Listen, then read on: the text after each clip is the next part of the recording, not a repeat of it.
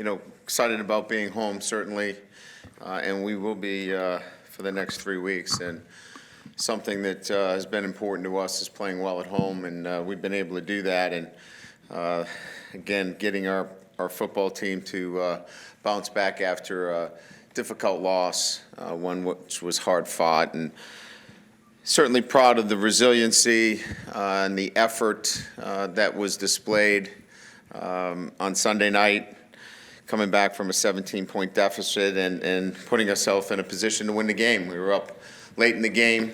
We asked our team to get us to the fourth quarter and find a way to win. Now it's really about finishing, and finishing was not something that we did well on Sunday. We competed, we played hard, we put ourselves in a position, we made some plays, but if you really look at it in a microcosm, offensively we had 2 opportunities to close out the game, or at least put us in a really good position on the last couple of drives, and we came up with nothing. And defensively, obviously, we couldn't come up with the big stop, and special teams, we weren't able to flip the field like the way we thought we could.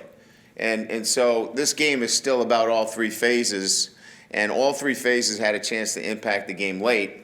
So the message to the team yesterday was really about closing and finishing games. And in hard-fought games on the road against quality opposition, you got to finish. And that's what we did not do in this game. We didn't finish, and that will be a watchword for this group as we move forward. Again, I like their effort. I like their fight. A lot of young players out there getting their first time in a game experience like that. And so it bodes well for us moving forward into a Nevada team that, is a bowl team last year. Had a nice win against Colorado State in the bowl game. Brian Polian is very familiar with Notre Dame and Power 5 football, and he's got some players on offense that could play for a number of Power 5 teams. He's got a great wide receiving core, deep and balanced, great size. Butler at running back, I think does a really good job running downhill. And Stewart is extremely efficient at the quarterback position. Last week he threw for 72%. New offensive coordinator who is extremely creative. Coming over from Montana State, I think in 2 games we saw about 15 to 18 different formation groupings, and very creative mind. Again, will be a challenge for our football team, making sure that we do a very good job. Defensively, fundamentally sound defense. There's no holes or real areas that you can take advantage of. They're just a solid, fundamentally coached defense, which you would expect from a Coach Polian team. They're sound in special teams. They got 2 veteran kickers. Again, a team that went to a bowl game last year, and certainly one that was picked to finish in the top of their league, and we'll have to play well against them. So with that, open up to questions. Brian, how's Torrey Hunter doing right now? He's in our concussion protocol, working through he'll get into an exercise regimen today. That'll be the next step, and we'll see where we go from there. Is there a timeline with him? Like, how late could he be cleared to where you still feel like you could use him Saturday? I think with a guy like Torrey, anything up to, game time is concussion symptoms come and go. There's no real, timeline. When you start to expect somebody to clear, it's just so individual, and you just let it take its course, and we'll prepare accordingly. How important is he to what you guys want to be able to do on offense? He's important, but we've got other guys that will step in and be able to provide the kind of production necessary. Certainly, we'd love to have Torrey available. If he's not available, then the next man in we'll get him ready this week. With a different result on Sunday, I think one of the big storylines probably would have been kind of the game that Equinemius St. Brown had and the way he broke out in his first opportunity. I'm curious, two-part question. A, how you evaluated the way he played, and B, what sort of big play potential do you see him having on a regular basis? Well, I thought what he did for us is make the catches that we ask the W receiver to make. You know, he's a guy that, is going to be in a position to make some plays for us when called upon. I thought he made the catches necessary. I think there's still some work in his game. Obviously, we want him to be an effective run blocker as well. He's got to continue to work in their area. But, obviously he made some real big catches for us. So he's a part of what we do offensively. It's not going to evolve around him. But I think, he gained some great confidence in his first game. And it's what we recruited him for, a long, athletic kid that, can make plays for us at that W position. Where are you at right now with your quarterback situation? We still have two very good quarterbacks. Do you plan on keeping it two throughout this week, or at some point do you want to? We plan on having two really good quarterbacks the rest of the year. I haven't made a decision. We haven't sat down and talked to either one of them. So before we do that, we don't have any plans right now to make any decisions. Is that something you'll do this week, or Oh, do you yeah. want to? Okay. Yeah, we'll make that decision this week. Right. Over here. Brian, if you get to the point where you do separate the quarterbacks when there's a 1 and 2, how do you go about as a coach keeping that number 2 engaged? Because obviously there would be some disappointment. Well, I mean, look, we all watch college football. We watch NFL football. I mean, Teddy Bridgewater was on a drop back, non-contact, and, he's got a knee injury that's going to keep him out for a year. I mean, look, first of all, it's all about your attitude. And your attitude has to be such that whoever the number 2 is, whether he's the number 2 quarterback or the number 2 running back, you're one play away from being in there. And so you can't let your teammates down. You can't let yourself down that you got in the way of yourself from preparing the way you need to lead your football team. So that's really 99% attitude and accepting the role that you have. If you can't accept the role, then you need to move out of the way and let somebody go into that role that can accept it and prepare themselves accordingly so that when they're called upon, they're ready to play. So to me, it's really all about the attitude. Julian Love looked like he gave you some pretty good reps in the second half. Just curious about his evolution and what you've seen of him and what you expect from him moving forward. Well, we like Julian, certainly. We're searching for the right mix back there, and, we got a chance to play some nickel for us, and we like his confidence. We like his ability to, go out there without much concern. He doesn't play with a lot of angst, if you will, and we like that about his demeanor and personality. He's athletic. He's a winner, and we're still figuring that out on the back end, but it was nice to see him get in there and get some meaningful reps. I would imagine as a coach it's difficult when a guy like Drew Tranquil struggles a little bit. What are your hopes for this week for maybe getting him untracked?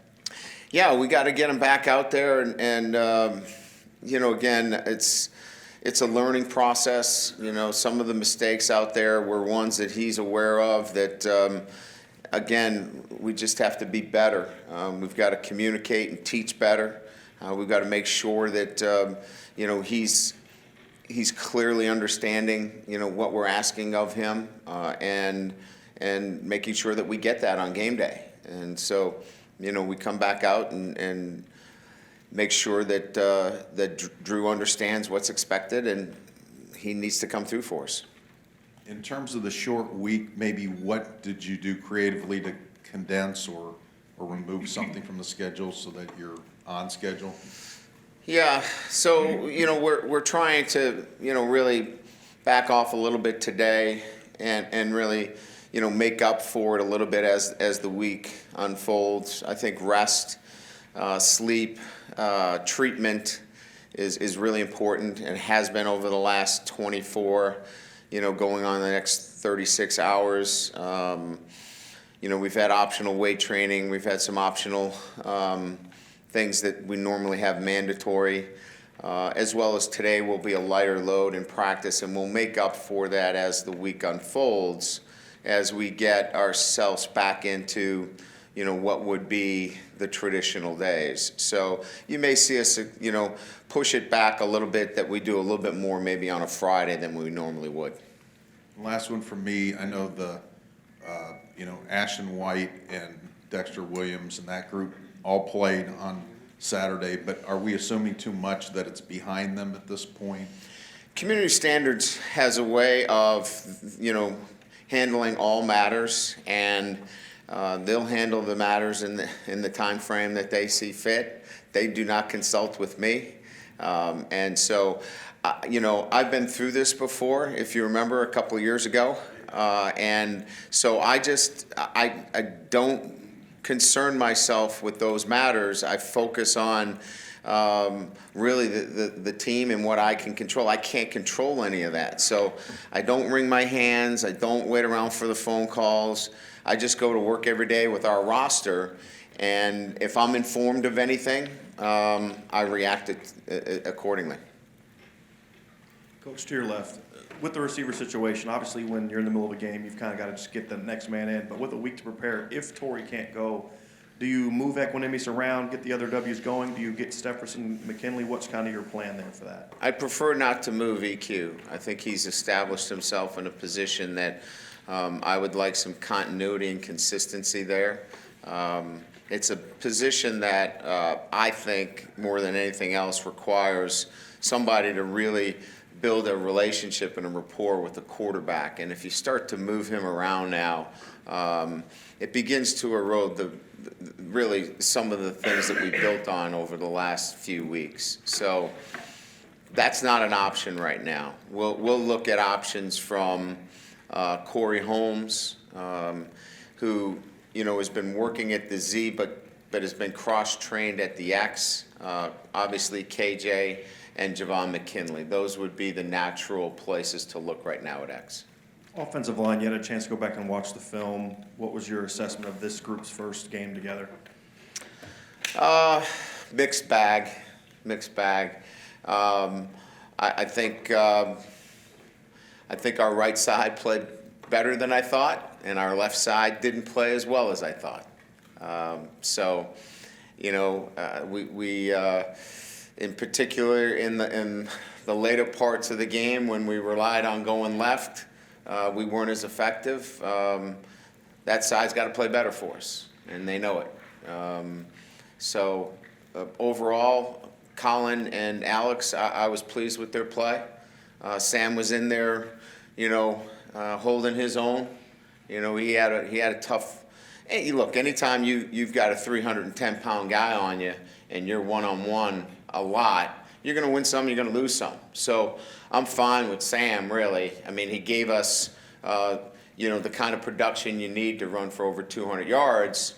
But again, I think as a group, and kind of answering your question from where it started originally, we have to play better as a group.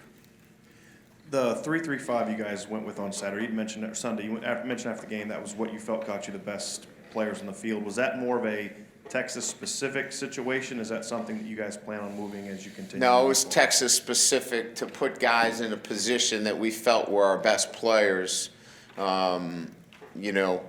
to go against a hurry-up, tempoed offensive set. So, clearly when you're in that set, there are some, pluses and minuses to it. James Onawalu playing Sam linebacker, he's not a big physical guy in there, but he played his butt off and was a plus production guy for us in there. Niles Morgan was a plus production guy.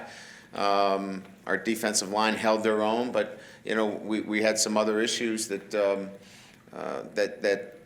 because of that personnel grouping on the field made it difficult in some other areas. Brian, to your right, you talked about finishing earlier, and that was probably one of the strengths of last year's team, Virginia, Temple, USC.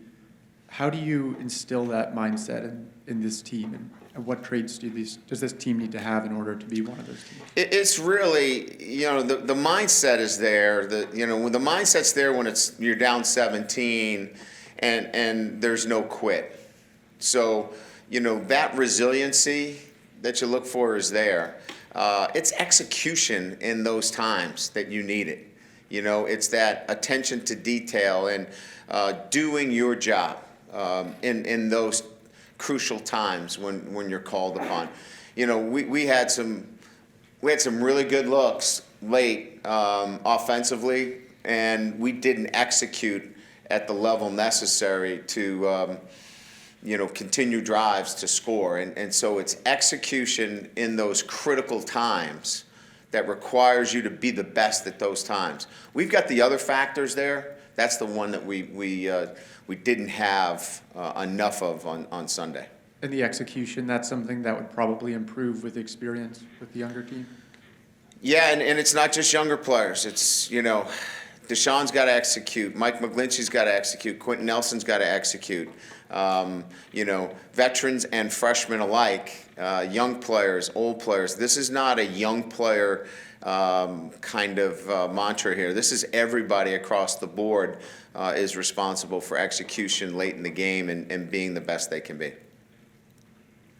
Brian, straight away. Yeah. Jay Hayes' status, how close was he He's- on Sunday? Yeah, well, again, it was a personnel kind of game for us in terms of running Jay Hayes in and out of the game there. It was going to be difficult and not at 100%. He should be closer this week to be able to give us some reps. At the safety position with Studstill, do you just feel like in some ways you have to roll the dice with a better athlete back there? With all respect to Tranquil and Sebastian, they've had injuries, and Studstill has a Yeah, sort of cleaner profile. he'll see a lot of playing time this week. Yes, yeah, we'll have to continue to give him the opportunity to get out there and play and experience the scenarios that you can't really duplicate in practice. But yeah, you'll see a lot more of him on Saturday. From whoever is your number two when they're not in the game, what do you want to see from them, whether that's Kaiser or Zaire on the sideline? Do you want them up with you, listening to the play calls? Do you want them off to the side, just out of the way? Do you want them interacting with the receivers? What do you want in that situation from that guy? I don't know. What do you? Are you looking for someone? No, we have a camera problem. We got a camera problem? Okay. I thought somebody was in trouble. I didn't know we got the knock or something. Is this Notre Dame's camera? Figures.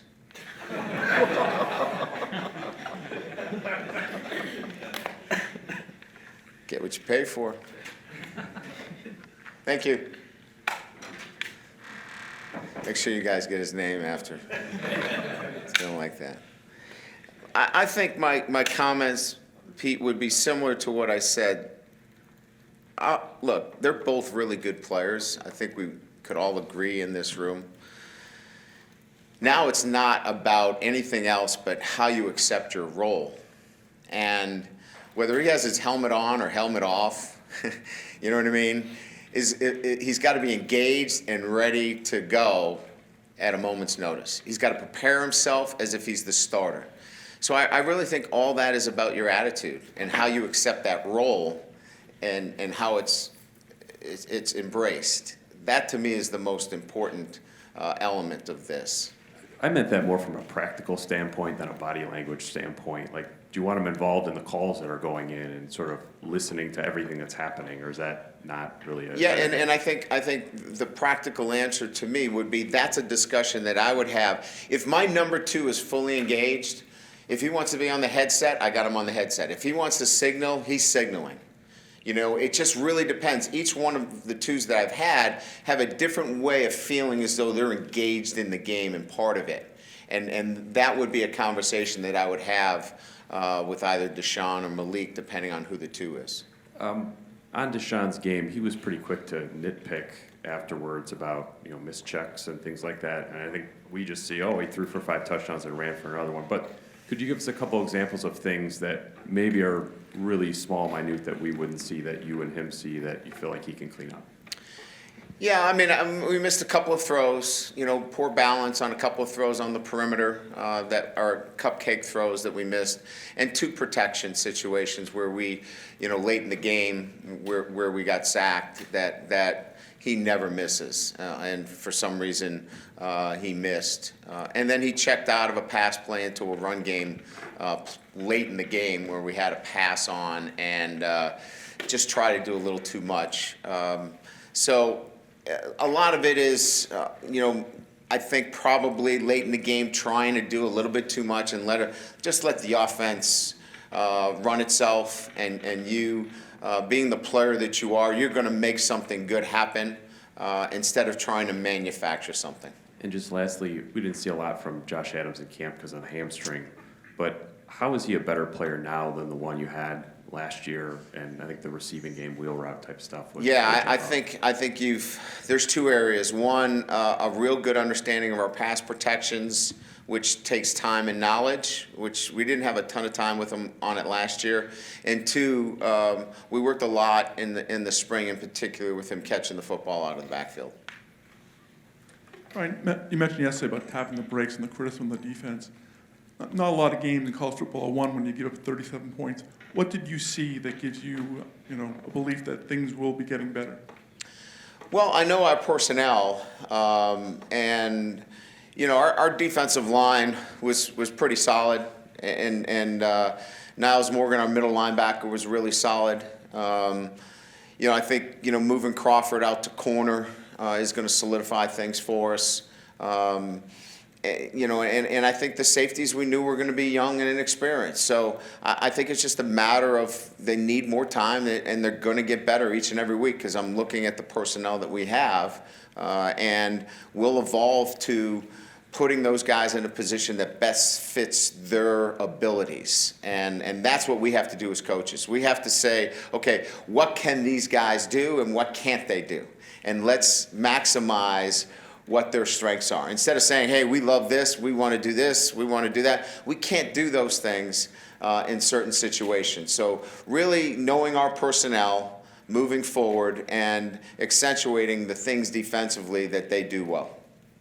Was there any part of the defense that you thought that you come away feeling confident that, you feel will be a strength of the defense? Yeah, I think we have the personnel there. Look, if we just play cover 3, we were in cover 3 on long balls. Balls that got thrown over our head, we were in cover 3, except for the one that we were in latch coverage the one time that we got beat in the seam because our safety was obviously way too wide. But primarily, if we just do the ordinary things ordinarily well, we're in good shape. We have to do those better. We have to coach better. If we're not playing cover 3 well, we're not coaching well enough. And so we've got to do those things better. So I know if we're coaching better and we're getting that from our players, we'll be a better defense moving forward. Brian, going off of the defensive aspect, last week you said you felt you guys were at a pretty good place structurally, defensively. Mm-hmm. That said, you had things figured out. It was just a matter of execution. Do you think it was a matter of execution on Sunday, or was it a matter of not having the structure exactly that you needed based on the personnel? Well, I think if we had to do anything differently, we probably would have added a little bit more personnel to the 2 tight end run game package with swoops, in retrospect. But other than that, we had the right, defensive structure out there. We couldn't get off the field on a couple of situations where, a couple of 4th downs, we had a stop where we missed a tackle, some opportunities for us to get off the field. I thought we settled in the second half. But again, I think the run game, 2 tight end package, and if we're going to look back on it, we probably, probably needed to add some bigger personnel to that. Obviously, there's been a lot of criticism of the defense over the last 36 hours or so. Do you believe Brian Van Gorder is the right man for the job moving forward long term? Yeah, absolutely. And like I said, I mean, it's great conversation for everybody to have, but it's so short-sighted of what really happened in the Texas game. What really happened in the Texas game was you had the offense that had a chance to win the game. You're going to have to play some games where you outscore people. Now, if we're 10 or 11 games into the season and we have to outscore everybody, I'll take the questions. I'll take the questions, and I would say fair enough. We're in game one.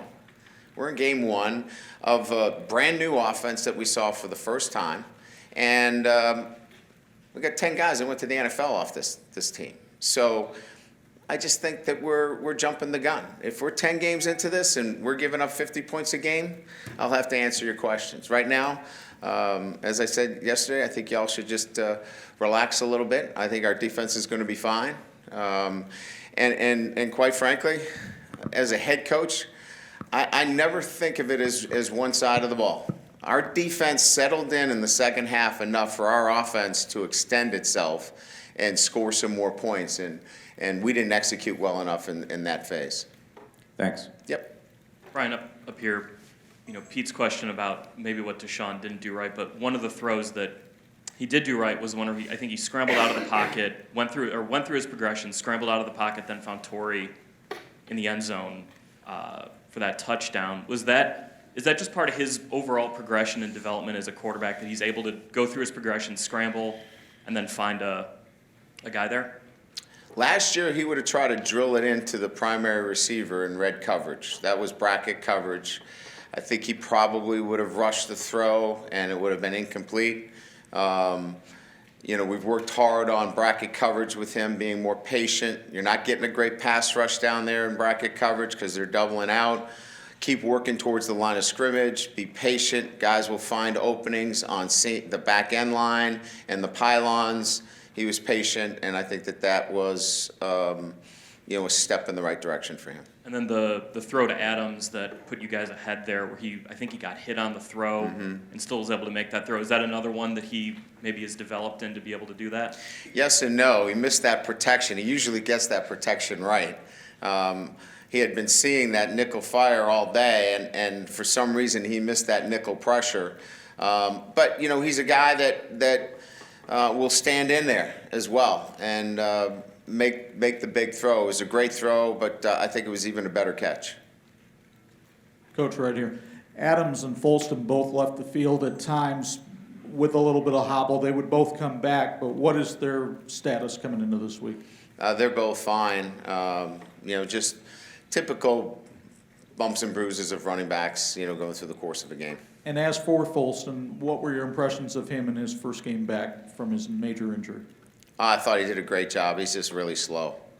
I told him that. He got caught by a linebacker. No, I thought he did a great job. His pass protection was outstanding. He's got such a great feel for the slow screen that we run. Really savvy. I thought his running was excellent. Kept his feet moving all the time. Just a really, really good game for him. You mentioned earlier the inability to flip the field, and part of that was some struggles in the punting game. Yeah. Were those coachable things? What happened there? I just think Tyler rushed a couple of kicks as if, there was an 11-man rush. Just as we watched the film and broke down his operation time was 0.2 of a second quicker than normal. And that's just, settle down. We're in good position. Everybody's doing their job.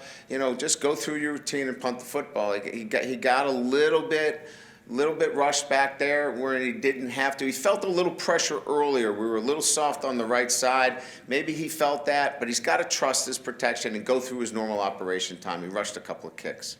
Obviously, Texas went with a very quick tempo offense. Mm-hmm. Do you expect that to be something that teams will try to do against your team on a regular basis now? I thought we were in pretty good shape. Tempo was not a factor in the game for us. Our guys played a lot of plays in very humid conditions. It wasn't an issue in terms of communication. Our mistakes were one where we weren't in the wrong coverage or the fronts. Maybe once or twice we didn't have the shade the right way, but that's going to happen. So it wasn't a matter of not having communication and getting guys in a good position. We just got to execute better, tackle better. Finally, for me, with that thing of tackle better, how do you improve tackling within a week? Well, I mean, everything that we do, we expect from week 1 to week 2 to see big improvements. You're going through camp and there's not a lot of live tackling. You're trying to tackle as much as you can on objects that are not 250 pounds running at you. So we'll spend more time on tackling, but we expect that the tackling will get better and better as our guys settle into it defensively. Brian, Sunday was a very emotional game for everyone. How do you get your team to kind of move forward and get going to Nevada and kind of just block it out? Like, it happened, it's over. Yeah, it's what they're programmed really to do. I mean, when does a fan get over it, right? Wednesday, Thursday. Our guys got to get back to work. They're going to be practicing today. So a lot of that kind of, we get 24 hours, to kind of think about it, watch the film, grade it, and then we move on. Last night we started watching Nevada, so it's a pretty quick turnaround. Whether it's a high or a low, there's a routine amongst football programs and this team in particular that we move on pretty quickly. And when you have a secondary, especially at the safety position, that's very young, who do you look to be like a mentor or someone to step up as a leader when you have potentially 2 freshmen back there? I don't know that there's a particular mentor. We're not in the business right now of, searching for that. What we're searching for is consistency of performance and putting our guys in a position to maximize their talents and what they can do for us. And that's our job as coaches, to put them in a good position to succeed. Good? I think we're good. We're everybody out. It's a war of attrition. Sooner or later, I'll get you. All right. Thanks. Thanks, everybody.